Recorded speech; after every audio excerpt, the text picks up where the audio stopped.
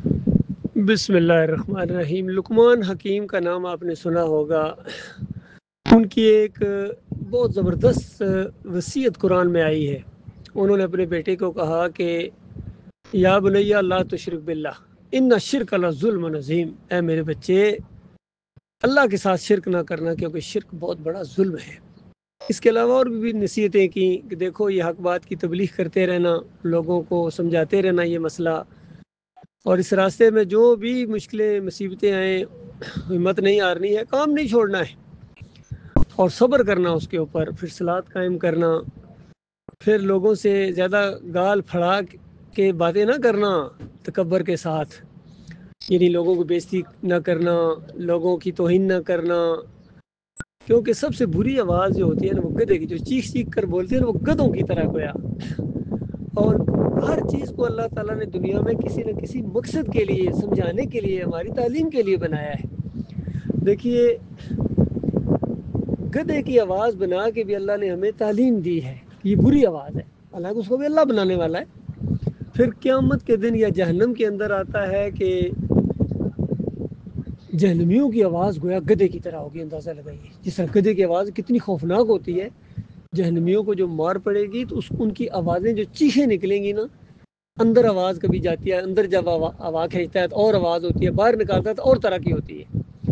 اسی طرح جہنمیوں کی آوازیں نکلیں گی جہنم کے اندر ہمیشہ ہمیشہ کے لیے، کیونکہ دیکھیے اللہ مہربان رب ہے، یہ اس کی توہین ہے ہم شرک کریں۔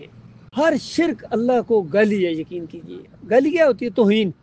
جب ہم کسی اور کو پکارتے ہیں تو یہ توہین ہے ہمارے مالک اور خالق کی، کیونکہ کوئی مدد کر ہی نہیں سکتا ہے۔ یقین کیجیے اگر اللہ اس طرح کا نظام بناتا نا کہ چلو کوئی دوسرا بھی کر سکتا ہے، لیکن اللہ تعالیٰ خود کہہ رہا ہے کہ دوسروں سے نہیں میرے سے مانگنا، تو پھر بھی اللہ کی نہ ماننا بڑا ظلم ہوتا۔ لیکن حقیقت بھی اللہ نے بتا دی کہ میرے علاوہ کوئی کر ہی نہیں سکتا ہے، اس کے اندر بس کی بات نہیں ہے اللہ کے معاملات میں مداخلت کرے۔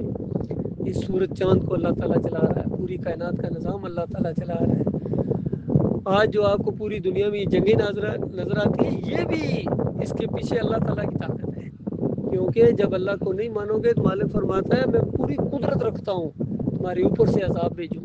یہ اوپر سے عذاب آ رہے ہیں کہ جب میزائلوں کی بارش ہوتی ہے نا، یہ اوپر سے عذاب اللہ کے آتے ہیں، یا تمہارے نیچے سے زلزلے جس طرح آتے ہیں اس طرح تمہارے اندر، یا گروہوں میں بانٹوں اور آپس میں لڑا دوں، ایک کی طاقت کا مزہ دوسرے کو چھکاؤں۔ تو یہ والا عذاب آج پوری زمین کے اوپر آ رہا ہے، اس سے پہلے بھی آتے رہے، یہ بھی آ رہا ہے۔ یہ شرک کی وجہ سے ہے، اللہ کی نافرمانی کی وجہ سے ہے، کفر کی وجہ سے ہے۔ اور افسوس کے اوپر افسوس یہ ہوتا ہے کہ چلو دوسری قومیں شرک کریں، بات سمجھ میں آتی ہے، یہ مسلمان شرک کرنا شروع ہو گئے ہیں۔ مسلمانوں نے فرقے بنا لیے ہیں، ایک دوسرے سے لڑائی کرتے ہیں، نفرت کرتے ہیں، گالیاں دیتے ہیں ایک دوسرے کو، قتل کی دھمکیاں دیتے ہیں، قتل کرتے بھی ہیں، پھر ایک دوسرے کو قتال کرتے ہیں۔